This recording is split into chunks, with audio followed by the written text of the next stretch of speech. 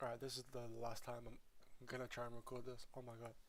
Every time I've recorded it, well, the first time someone walked in, the second time I just heard my breath. Every time I spoke I just heard my breath, and I hate that. So I'm trying to be really, really conscious of not breathing.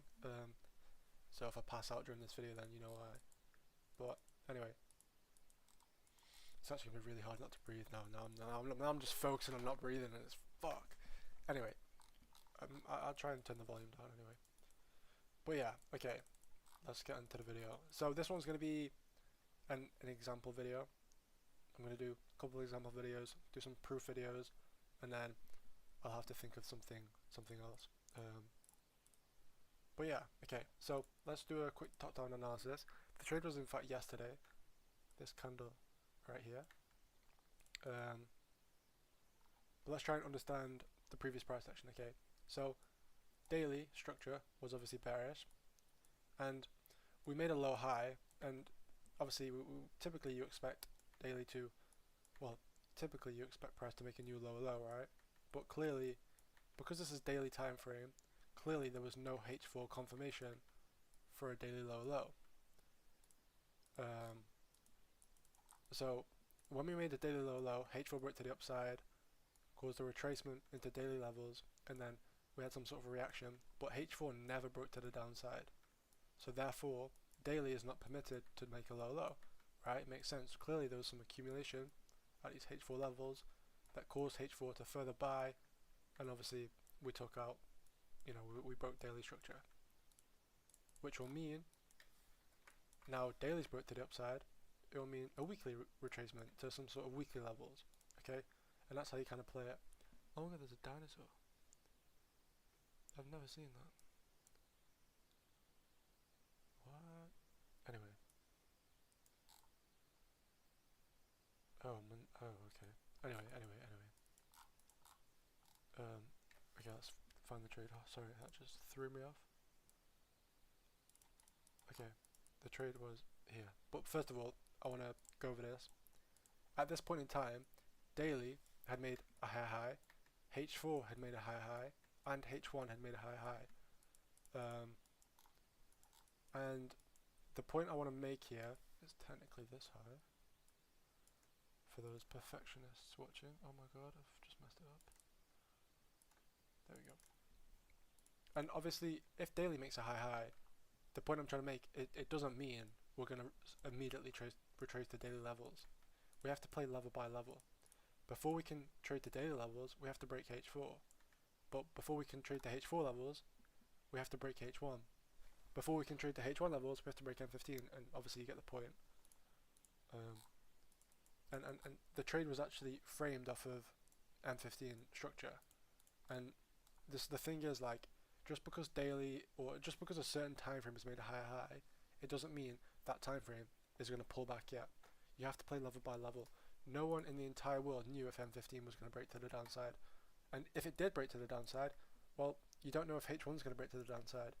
All you can do is study in H1 levels.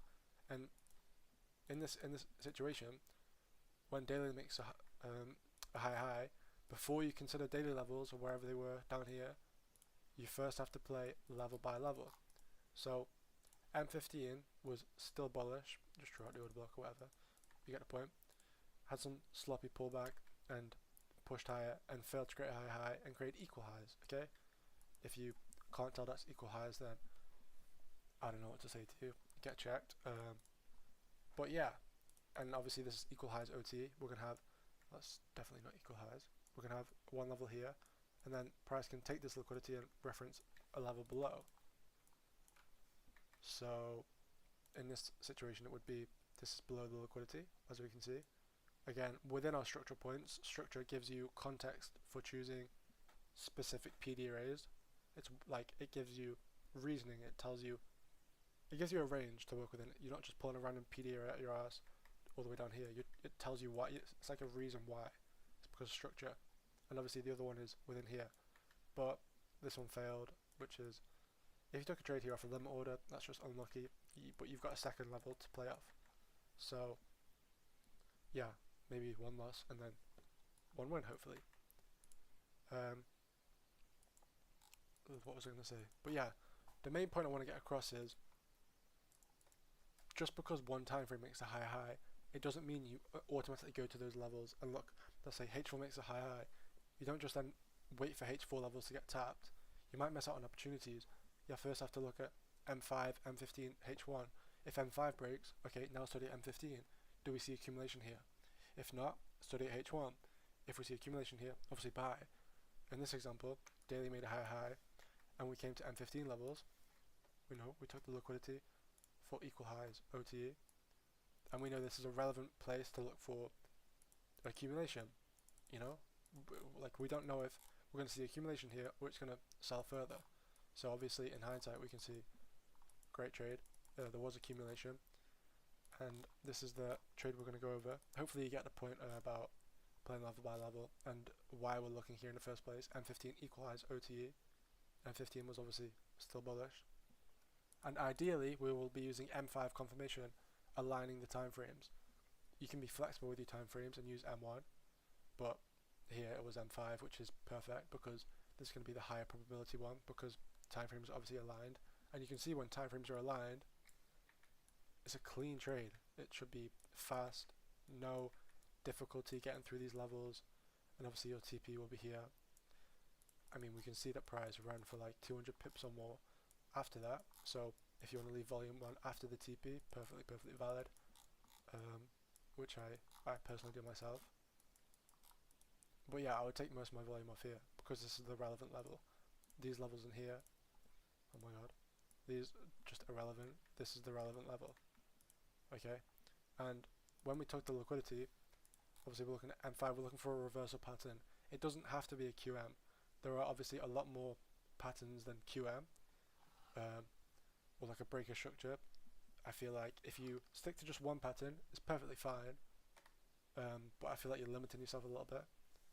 You could definitely, there's more types of accumulation and distribution, and if you add them into your arsenal, then you're going to be taking more trades and hopefully being more profitable. So obviously on a demo account, don't want to get killed, but yeah.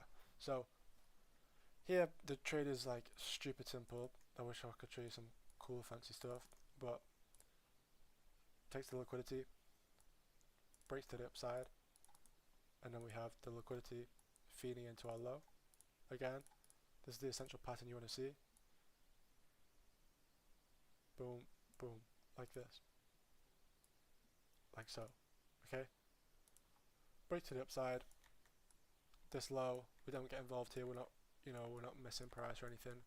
We wait for it to come and take the liquidity into whatever PD array you want to choose, and obviously play it into the OB here. And as you can see, it's just such a simple and easy trade, and all it comes down to is understanding where we were in price, what time frames we needed to use as our like range, and then what time frame we need to use for our control, and then understanding structure / reversal patterns, accumulation / distribution. God, I don't want to stutter. Oh my god. I forgot what I was going to say. Accumulation / distribution. Make sure I don't stutter there. Yeah, it's just understanding structure and the patterns. So yeah, it's really simple. If you understand structure, you can understand reversal patterns. So yeah, and yeah, I wish I could tell you more. I wish I could make this more interesting, but hopefully it's stupid simple, and you've taken something away from this. And this is all your trade plan could be. It's perfectly, like, it's such a strong, like, it's the closest thing to perfection. Like, genuinely, it's just so clean. And I'm not pulling random PD arrays out my arse. I'm not using random time frames without context. It's all like this context. I'm telling you everything, why it happened. This is not E-mini S&P.